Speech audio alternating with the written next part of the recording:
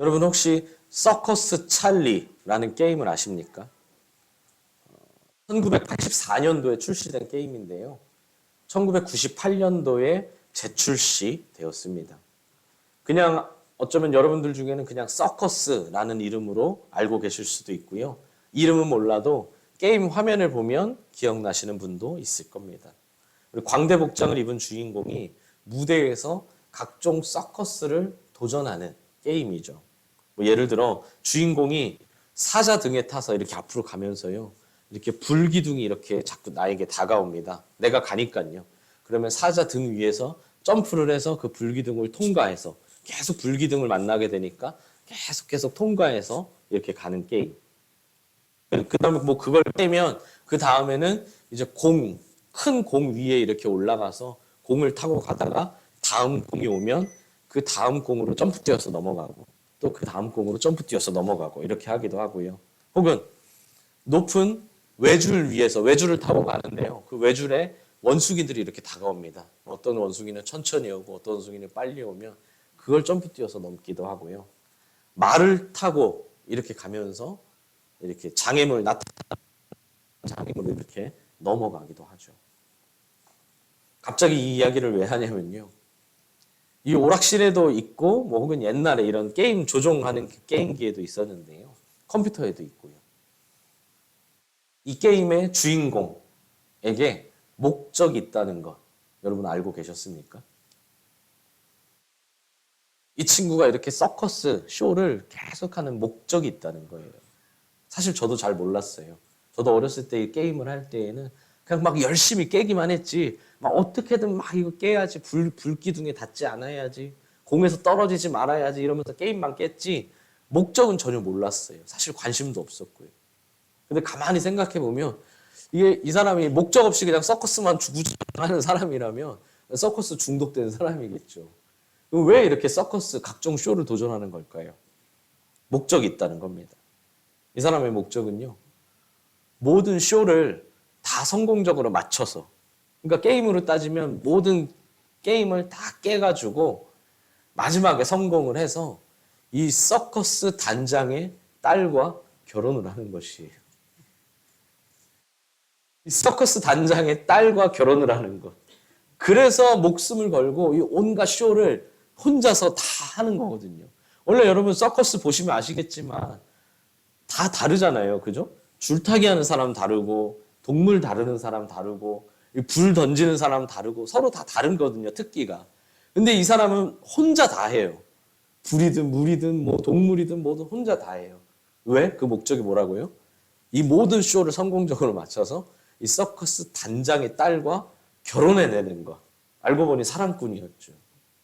사랑하는 사람을 위해 말 그대로 물불을 가리지 않고 이 서커스 쇼를 해냈던 겁니다. 이처럼 모든 행동에는요, 다 목적이 있습니다. 아무리 사소한 행동도 다 크고 작은 목적이 있죠. 사람만이 아니라 동물이나 식물도 마찬가지입니다. 예전에 제가 몬스테라라는 식물 설명해드린 거 기억하시나요? 이 몬스테라, 제일 위에 있는 잎이 스스로 갈라진다고 했어요. 그렇죠? 그 제일 위에 있는 가장 큰 잎이 스스로 잎이 찢어진다는 거예요. 찢어지면서 자기 몸을 갈라내죠. 왜요? 그 아래에 있는 잎들에게 햇빛이 가게 하기 위해서. 그래서 자기가 찢어진 제일 큰 잎이 제일 위에 이렇게 떡하니 있으면 아랫잎들은 햇빛을 못 받으니까요. 그러니까 이런 식물도 동물도 다 목적이 있다는 거예요. 어떤 행동에는요. 모든 행동에는 다 목적이 있습니다. 이는 하나님도 마찬가지입니다. 사실 정확히 말하면요. 창조주이신 하나님이 그러시기 때문에 피조물인 우리도 똑같이 그렇게 하나님을 닮은 것이죠. 하나님의 말씀 하나하나에 하나님의 행동 하나하나에 다 하나님의 뜻, 목적이 있다는 겁니다. 목적 없이 하는 행동, 목적 없이 가지신 뜻은 없다는 거예요. 본문은 이에 대해 말하고 있습니다. 우리 이전에 설명했었죠. 우리 본문 전는요. 뭐라고요? 하나님이 허물과 죄로 죽었던 우리를 살리셨습니다. 우리를 구원하셨죠. 그럼 뭐라고요? 구원하신 목적이 있다는 겁니다. 그냥 구원하신 게 아니라는 거예요. 구원에 목적이 있다는 겁니다. 그냥 아무 생각 없이 해야지. 우리도 그런 게 없어요. 다. 화장실을 가든 뭘 하든 뭘 집든 뭘 버리든 다 목적이 있기 때문에 하는 거거든요. 너무나 당연한 말인가요? 그러면 하나님이 우리를 구원하신 목적은 무엇인가요? 하나님은 우리를 왜 구원하셨느냐는 겁니다. 사랑하시기 때문에요. 그것은 우리를 구원하신 동기죠. 우리를 사랑하시기 때문에 우리를 구원해 주셨어요. 근데 그 구원하신 그 행위에 목적이 있다는 겁니다. 이에 대한 답을 하기 위해서는 먼저 고민해 봐야 할 것이 있습니다. 하나님은 인간을 왜 창조하셨는가입니다. 하나님은 우리를 왜 창조하셨나요? 하나님의 영광을 위해 창조하셨죠. 이걸 잊으면 안 됩니다. 우리는 하나님의 영광을 위해 창조된 존재입니다. 모든 사람은요, 하나님의 영광을 위해 지음받았어요. 또한 하나님의 영광을 위해 자유의지까지 주셨습니다. 그냥 우리가 찰흙으로 멋진 다비드 조각상을 만들어내듯이 다비드 조각상, 인간이라는 조각상을 만드신 게 아니라 우리 그렇게 만드신 우리에게 자유의지까지 주셨죠. 왜 자유의지를 주셨나요? 우리의 의지로 하나님께 영광 돌리기 위해서 말입니다. 그냥 시켜서가 아니라 로봇처럼 기계처럼 우리 피아노 건반처럼 도를 누르면 도 소리가 나고 레를 누르면 레 소리가 나는 그런 기계가 아니라 자기의 스스로 선택해서 세상과 하나님 사이에서 하나님을 선택하고 세상과 하나님 사이에서 하나님을 사랑하도록 그렇게 지음받았다는 겁니다. 이걸 잊고 하나님께 불순종하게 된 원인이 무엇이죠? 죄입니다. 그래서 하나님과 완전히 분리되었죠. 허물과 죄로 죽은 상태가 됐습니다. 그런 하나님이 살려주셨고 우리에게 구원을 허락하셨습니다. 이젠 답이 나오셔야 됩니다. 그렇다면 우리를 구원하신 목적은 무엇일까요? 우리를 구원하신 목적, 이건 역시 하나님께 영광 돌리기 위해서라는 겁니다. 하나님은 우리가 죄로 인해 실패했다고 그냥 버리지 않으시고 그냥 우리를 포기하지 않으시고 우리에게 다시 한번 기회와 생명을 주셨습니다. 다시 하나님께 영광 돌릴 수 있는 기회, 다시 하나님과 동행할 수 있는 기회를 주셨어요. 이게 얼마나 감사한 일인가요? 이미 아시는 것처럼 오늘 본문에서 설명하는 것처럼 우린 이 은혜를 거저 받았거든요. 이미 잘 아시는 내용이기 때문에 오늘 본문 내용을 중심으로 빠르게 설명하고 마치겠습니다. 오늘 본문 중심이에요. 우리는 그 은혜에 의해서 오직 은혜로 말미암아 구원을 받았습니다. 이것은 우리에게서 난 것이 아니죠. 하나님께서 우리에게 거저 주신 하나님의 선물입니다. 그러므로 누구든지 자랑할 것이 전혀 없습니다. 왜요? 하나님이 은혜로 주신 선물이기 때문입니다. 선물이기에 무료입니다. 그러나 값이 없다고 해서 무가치한 것인가요? 그렇지 않죠. 값을 매길 수 없기 때문에 무료인 겁니다. 인간은 그 무엇으로도 대가를 치를 수 없고 자신의 생명을 구할 수 있는 걸 어떤 대가로도 안 돼요. 그리고 그 무엇을 해도 얻을 수 없는 것이기 때문에 하나님이 우리에게 선물로 주신 겁니다. 유대인이든 이방인이든 그 누구든 이 원칙 밖에서 구원을 얻을 수 있는 사람은 아무도 없습니다. 그러므로 우리는 구원받은 자답게 살아야겠죠. 우리의 행동이 구원의 근거는 아니지만 구원의 결과는 맞기 때문입니다. 여러분, 내가 나름대로 선한 행동을 하고 하나님께 영광 돌리는 행동을 한다고 우리가 구원받을 수 있는 것은 아니에요. 구원의 근거는 아닙니다. 하지만 구원의 결과는 맞아요. 구원받은 사람은 그런 삶을 살아야 한다는 거죠. 하나님의 은혜로 구원받은 사람은 하나님을 닮아가는 것이 너무나 자연스러우면서도 당연한 현상이라는 겁니다. 결과적으로 우리가 기억해야 할 것은 두 가지입니다. 첫째는 7절에서 말하는 것처럼 그 은혜의 풍성함을 오는 여러 세대에 나타내며 살아야 합니다. 그 은혜의 풍성함을 앞으로 여러 세대들에게 나타내며 살아야 돼요. 이게 우리를 구원하신 목적이에요. 나를 사랑하시는 하나님의 그 은혜가 얼마나 풍성한지를 모든 세대에 나타내야 한다는 겁니다. 두 번째는요, 에서 말하는 것처럼 그리스도 예수 안에서 선한 일을 행하며 살아야 합니다. 여기서 선이란 기본적으로 하나님의 선한 성품을 의미합니다. 위선적이지 않고 진실하게 살아야 한다는 것이죠. 그러나 이 땅에서 아무리 선함을 이루려고 한들 온전히 선한 것은 단 하나도 없습니다. 그럼 무엇을 의미할까요? 결국 사실 7절도 10절도 하나님께 영광 돌리며 살아야 한다라는 걸 말하는 겁니다. 웨스트민스터 소유리 문답 제1문답처럼 사람의 제1되는 목적은 무엇인가? 하나님을 영화롭게 하고 영원토록 그를 즐거워하는 하나님께 영광 돌리는 삶을 살아야 한다는 겁니다. 더 이상 죄의 길에 빠지지 말고 자신의 자아대로 살지 말고 하나님의 뜻과 계획 안에서 살아야 한다는 겁니다. 여기까지가 오늘 본문의 모든 요약입니다. 아마 상당 부분 알고 계시는 내용일 거고요. 그만큼 굉장히 우리 구원의 기본이 되는 내용이기도 하고 굉장히 중요한 내용이기도 합니다. 문제는 이 이론이 우리의 삶으로 이어지지 않는다는 거예요. 구원이 내 인생과 내가 실제 살아가는 내 삶에서 정확히 무슨 상관이 있느냐는 겁니다. 구원에 대한 이론, 여러분이 죄인이었습니다. 제가 죄인이었습니다. 제가 그 은혜로 구원받았습니다. 그 은혜는 무료입니다. 선물입니다. 누구든지 예수를 믿으면 천국에 갈 수 있습니다. 이러한 이론들은요, 여러분이 이 목사만큼 빠삭하게 잘 알고 있습니다. 그런데 그 구원이 여러분의 실제 삶에서, 우리의 실제 삶에서 어떻게 적용되고 있느냐는 겁니다. 우리가 생각해 봐야 할 것은요, 성도 개인의 구원은 하나님의 구원 계획 전체와 연결되어 있다는 겁니다. 나 한 사람의 구원은요, 하나님의 구원 계획 전체와 연결되어 있다는 거예요. 이게 무슨 말이냐면요, 보통 구원이라고 하면 무엇을 생각합니까? 아, 내가 구원받았어. 개인 차원의 구원. 내가 언제쯤 구원받았을까? 내가 언제쯤 예수님을 믿었을까? 내가 예수님을 믿었을 때 어떤 경험을 했었지? 하면서 이런 개인적인 차원의 구원만을 떠올립니다. 내가 받은 구원, 내가 경험한 구원을 생각한다는 거예요. 물론 내가 구원받았다는 것을 알고 구원의 확신을 갖고 살아가고 감사하고 기뻐하며 살아가는 것은 굉장히 중요한 일이고 필요한 일입니다. 그러나 거기에 그쳐서는, 거기서 끝나서는 안 된다는 거예요. 왜요?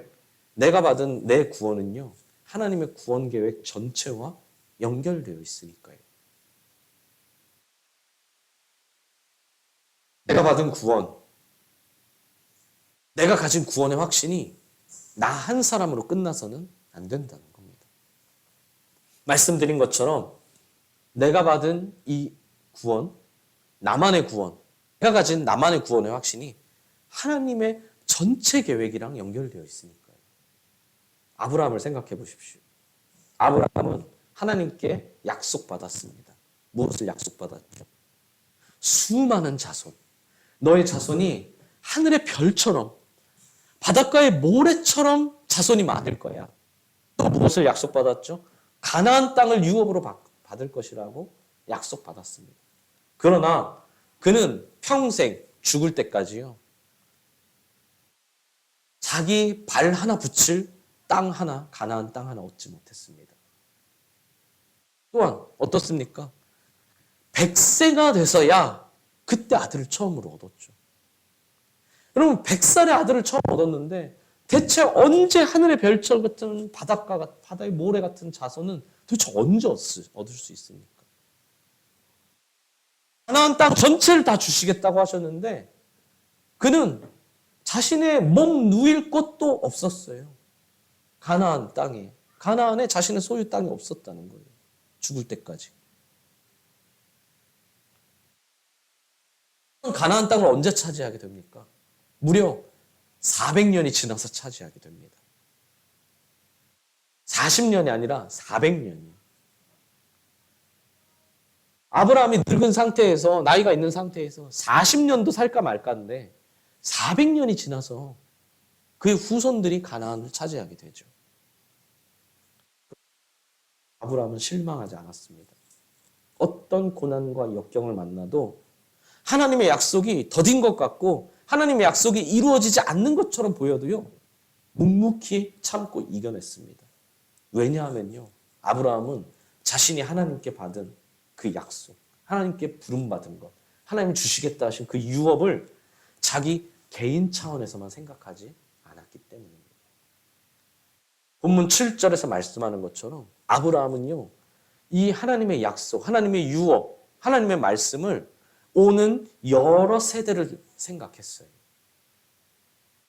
이게 바로 여러분 아브라함이 위대한 이유입니다. 여러분, 아브라함, 우리는 정말로 성경에서 닮고 싶은 사람 1위가 바로 아브라함이에요. 설문조사를 통하면요. 아브라함, 믿음의 아버지라고 부르잖아요. 근데 한번 아브라함의 생애를 자세히 보십시오. 성경에. 사실 우리가 아브라함에 대해서 얼마나 많이 있습니까? 많이 알고 있습니까? 아브라함에 대한 기록이 생각보다 그렇게 어마어마하게 많지도 않아요. 그게 일거수일투족이 나오는 것이 아니라는 거예요. 그렇다고 또 아브라함이 어마어마하게 위대한 일을 하는 것도 아닙니다. 차라리 여호수아가 더 대단하죠. 어때요? 말씀만 믿고 여리고성을 무너뜨렸잖아요. 근데 아브라함에게 그런 어마어마한 놀라운 기적적인 사건이 있습니까? 별로 없어요. 거의 없어요. 근데 아브라함을 왜 우리가 그렇게 믿음의 사람으로 생각합니까? 사실은 이게 있기 때문이에요. 아브라함은 자신이 받은 구원, 자신이 받은 약속, 이걸 개인 차원에서 생각한 것이 아니라 하나님의 전체 계획 차원에서 생각했다는 겁니다. 그럼 아브라함은 어디까지 생각했을까요? 그의 후손들이 가나안 땅을 차지하게 되는 400년 뒤까지 생각한 걸까요? 아닙니다. 아브라함의 이름의 뜻이 무엇입니까? 원래 아브라함이 아니었죠. 하나님이 아브라함이라는 이름을 주셨습니다. 그 이름의 뜻이 뭐였죠? 우리 개역개정, 지금 읽고 있는 개역개정의 성경으로는 여러 민족의 아버지. 우리 이전 성경인 개역 한글을 보면 열국의 아버지라는 뜻이라는. 그는 자신의 피가 흘러가는 진짜 내 자식, 내 자식의 자식, 손자, 그 손자의 아들, 뭐 이런 내 피가 흘러가는 후손만이 아니라 예수님을 통해 구원받을 모든 사람을 바라보고 있었다는 겁니다. 물론 아브라함이 예수님을 직접적으로 안 것도 아니고 지금 2025년을 살아가는 지금 우리의 이름이나 얼굴을 아는 것도 아니었습니다. 그러나 장차 하나님의 아들을 통해 온 세계 열방이 구원을 얻게 될 것이라는 걸 아브라함은 확실히 알고 믿고 있었습니다. 이 사실을 인식하며 살았고 그렇게 어떤 고난이나 역경을 만나도 참고 이겨낼 수 있었고 하나님의 약속이 나한테서 이루어지지 않는 것 같지만 그럼에도 하나님의 말씀은 반드시 이루어질 것이야. 나는 믿음을 갖고 살았습니다. 우리도 마찬가지라는 거예요. 여러분, 내가 구원받았다고 끝인가요? 내가 구원의 확신이 있다고 해서 끝인가요? 나와 연결되어 있는 영혼들, 나를 통해 아버지께로 돌아와야 할 영혼들을 바라볼 수 있어야 한다는 겁니다. 나로 끝나는 게 아니라 하나님이 나를 통해 갖고 계신 구원 계획 전체를 볼 수 있어야 한다는 거예요. 할렐루야. 이런 의미에서 오늘 7절과 10절을 다시 보셔야 합니다. 오늘 7절과 10절이 뭐였나요? 7절은 그 은혜의 지극히 풍성함을 오는 여러 세대에 나타내야 한다라는 것이었고요. 10절은 뭐였죠? 선한 일을 위하여 하나님께 지급받은 우리는 선한 일을 행하며 살아야 한다라는 것이었어요. 어떤 의미인지 감이 오십니까? 우리 이걸 이론적으로만 생각하면요. 우리 이론적으로 오늘 동행노트에 4번까지로 이론적인 내용으로만 생각하면 뭔가요? 돌리며 살아야 한다는 뜻이에요. 이 7절과 10절은요. 하나님께 영광 돌리며 사는 것이 인간의 존재 이유니까요. 하나님께 영광 돌리며 사는 것이 마땅하다는 겁니다. 그럼 대체 구체적으로 뭘 하며 살아야 하는 것이냐? 어떤 삶과 행동이 진짜로 하나님께 가장 큰 영광이 되느냐? 이게 바로 오늘 5번부터 내려오는 실천적인 내용입니다. 바로 잃어버린 영혼을 되찾는 것이죠. 잃어버린 영혼을 되찾는 것입니다. 복음을 전해야 한다는 거예요. 이번 주에 할 큐티 본문에도 있지만요. 누가복음 4장 43절을 보면 예수님은 이렇게 말씀하십니다. 이번 주 큐티 내용이에요. 내가 다른 동네들에서도 하나님 나라의 복음을 전하여야 하리니 나는 이 일을 위해 보내심을 받았노라. 예수님이 하시는 말씀이에요. 지금 예수님이 뭐라고 하세요? 다른 동네에도 하나님 나라의 복음을 전하러 가야 된다. 왜냐하면 내가 그걸 위해 이 땅에 보내심을 받았다. 라고 말하는 거죠. 그러면서 이어진 44절에서 뭐라고 하시나요? 갈릴리 여러 회당에서 전도하시더라. 라고 하십니다. 여러분, 예수님은요, 이 땅을 계시는 동안 끊임없이 전도하셨습니다. 마치 선교하러 오신 것처럼요. 하늘에 계셨던 예수님이 이 땅에 선교하러 오신 것처럼 말입니다. 우리도 선교지에 가서 뭐 했습니까? 우리도 캄보디아에 가서 뭐 했어요? 먹고 자고 이동하는 것 빼면 거의 계속 하루 종일 복음만 전했습니다. 그리고 계속 하나님의 말씀만 묵상했고요. 선교지에 가서 다른 것 하지 않습니다. 정말 일상적인 필요, 그냥 의식주를 빼면요. 계속 복음을 전하고 계속 말씀을 읽고 말씀을 나누고 서로 같이 그 말씀에 대해서 나누고 오늘 복음 전했던 것에 대해서 공유하고 일주일 동안 그렇게 살았어요. 예수님이 우리처럼 전도하셨다? 이 말은 틀린 말이죠. 우리가 했던 선교가 사실은 예수님의 사역을 닮은 거예요. 예수님이 하셨던 일을 우리가 선교로서 해냈다는 겁니다. 물론 우리의 모든 일상이 늘 선교지에서처럼 같을 수는 없겠지만 선교에 갔던 분들은요. 그 선교지에서 예수님의 마음, 삶을 일부분 체험하고 왔다는 거죠. 과거 우리나라에 온 여러 명의 선교사들이 있죠. 누가 최초냐? 누가 더 많이 활약했냐? 누가 더 효과적인 사역을 했느냐? 뭐 이런 건 별로 중요하지 않습니다. 우리가 이름을 알든 모르든 그 사람들이 우리나라에 머물렀던 기간이 짧든 길든 그 모든 선교사들이 있었기 때문에 우리나라에 복음이 들어올 수 있었던 것이고요. 그 복음이 결국 나에게까지 와서 지금 내가 예수님을 믿을 수 있게 된 것이죠. 정말 너무나 감사한 일입니다. 그 중에는요. 자신의 삶 전체를 이 한국이라는 나라에 바쳐서 선교한 사람도 있고요. 누군가는요. 단기 선교를 통해 꾸준히 우리나라에 방문했던 사람들도 있었겠죠. 우리는 종종 그들을 생각하며 이렇게 말합니다. 아, 그들이 있었기 때문에 내가 지금 예수님을 믿을 수 있어. 그 선교사들이 있었기 때문에 우리나라가 이렇게 복음화될 수 있었어. 이런 이야기들을 하죠. 그들의 믿음과 용기와 헌신을 생각하면 그저 고마워할 수밖에 없습니다. 여러분, 선교는 이렇게 귀한 것이에요. 근데요, 그걸 가장 먼저 하신 분이 누구신가요? 바로 예수님이라는 겁니다. 예수님은 한 영혼이라도 더 구원하기 위해 계속해서 전도하셨습니다. 예수님의 목표는 오직 하나였어요. 예수님이 이 땅에 오셔서 자신의 희생을 통해 완성된 이 복음을 단 한 사람이라도 더 듣고 단 한 사람이라도 더 믿게 하는 것.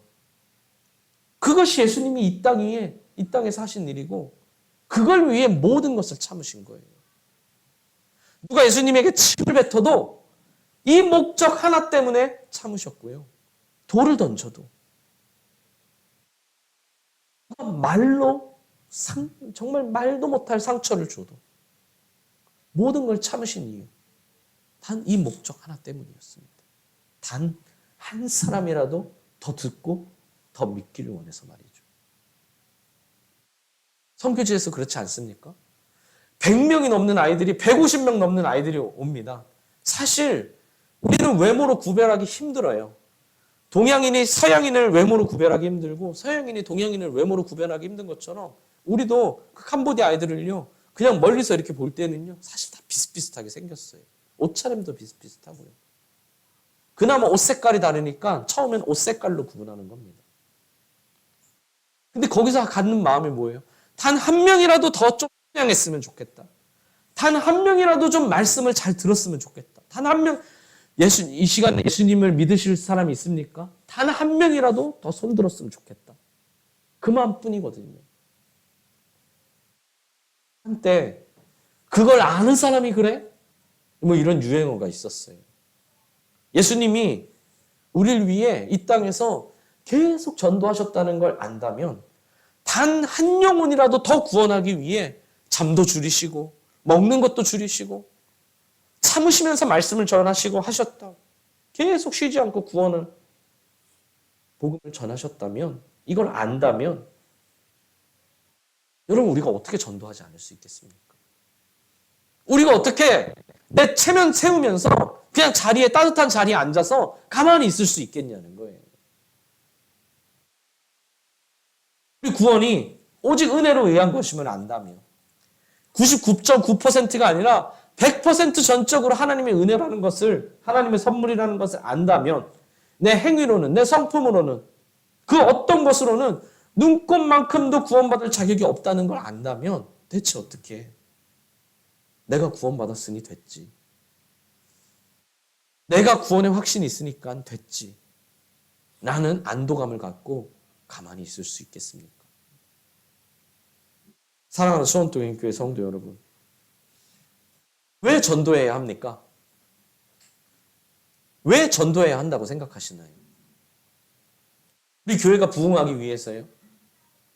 그럼 우리는 왜 선교에 갔습니까? 선교에 간다고 우리가 캄보디아에 가서 막 복음을 전한다고 해서 우리 교회가 부흥합니까?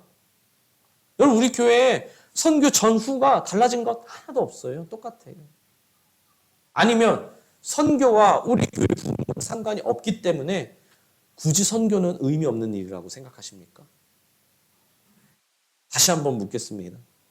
왜 전도해야 하나요? 그러니까 성도를 좀 더 많이 모아서 좀 더 넓은 공간으로 넓은 교회를 얻으려고요. 성도를 많이 모아서 성도가 너무 많으니까 우리 교회 체육대회 하려면 뭐 그런 작은 데로, 작은 운동장으로는 안 돼. 실내 체육관, 서수원 체육관 정도는 빌려야지. 뭐 수백이 들어가도 저 정도는 빌려야지. 수련회가 한 번 가려면 수련회 건물 정도는 통째로 다 빌려서 하면서 어깨를 으쓱이려고요. 성도가 많으면 사업하는 사람끼리 서로 도울 수도 있고, 내가 어려움이 있을 때 다양한 분야가 있으니 서로가 서로에게 도움을 줄 수 있으니까요. 정말로 절대 아닙니다. 여러분, 우리 교회는요, 지금 숫자, 지금 이 모습 끝나도 상관없습니다. 앞으로 50년, 80년을 이 자리에서 있어도요, 이 숫자 그대로여도 사실 상관없어요. 오해하지는 마십시오. 이대로 끝나자는 말도, 이대로 끝내겠다는 말도 아닙니다. 물론 당연히 부흥을 하면 좋겠죠. 뭐 부흥한다는데 싫어할 사람이 누가 있겠습니까? 근데 그것은요, 하나님의 하실 일이에요. 하나님이 안 보내주시면 어쩔 수 없죠. 하나님의 때를 기다리면서 우리는 우리가 할 일을 할 뿐입니다. 하자는 건요, 우리 교회의 크기나 상황과는 아무 상관없는 일입니다. 그래서 전도하자는 게 절대 아니에요. 그럼 왜 전도해야 하나요? 하나님의 뜻이기 때문입니다. 예수님이 이 땅에 오신 목적이기 때문이죠.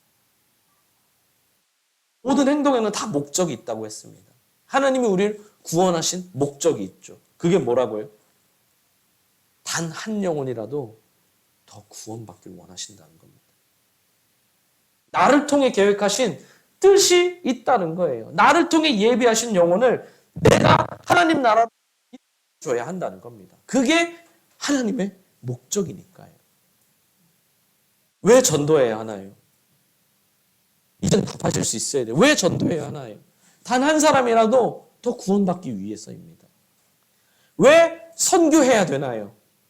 우리 교회 부흥과 아무 상관없는데 왜 선교해야 되나요? 단 한 사람이라도 더 구원받기 위해서입니다.